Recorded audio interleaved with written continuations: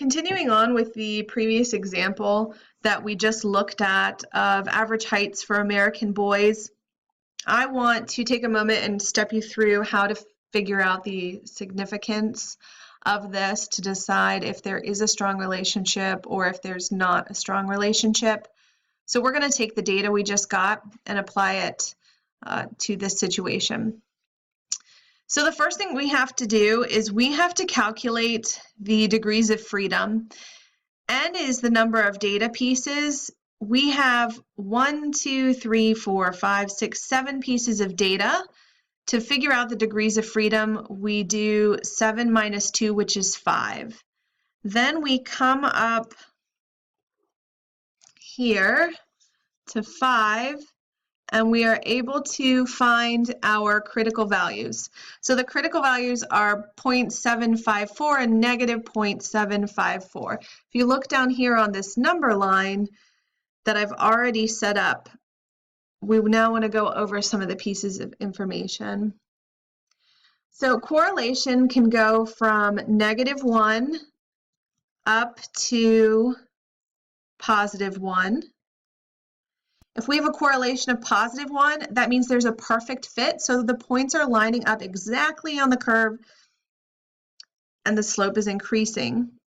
If the correlation coefficient is -1, we have a perfect fit again, and the points line up exactly on the curve, and it has a negative slope or is a decreasing correlation.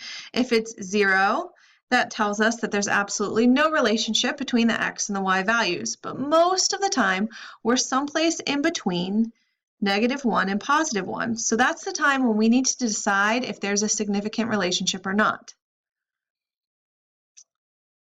So what I've put on this number line is I've put our critical values that we have here, the 0.754 and the negative 0.754. I've also added on here our correlation coefficient, which was 0.9761. So if we are in between our two critical values right here,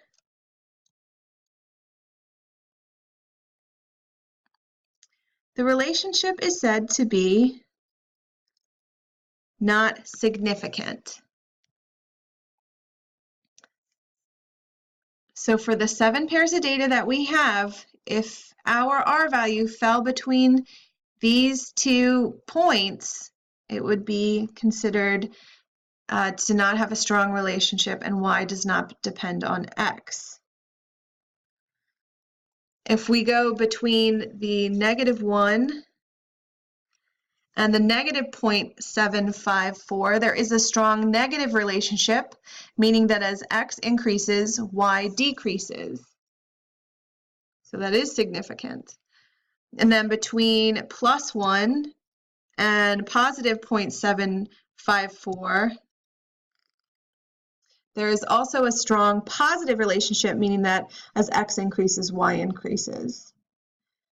So for this last week of information, what we've covered here is we've calculated the least squares line.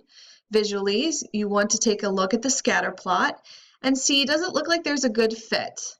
If there are any values that lie far outside the others, you want to examine them. If they were incorrectly recorded, you eliminate them. Otherwise, you decide whether or not to keep them in your calculations.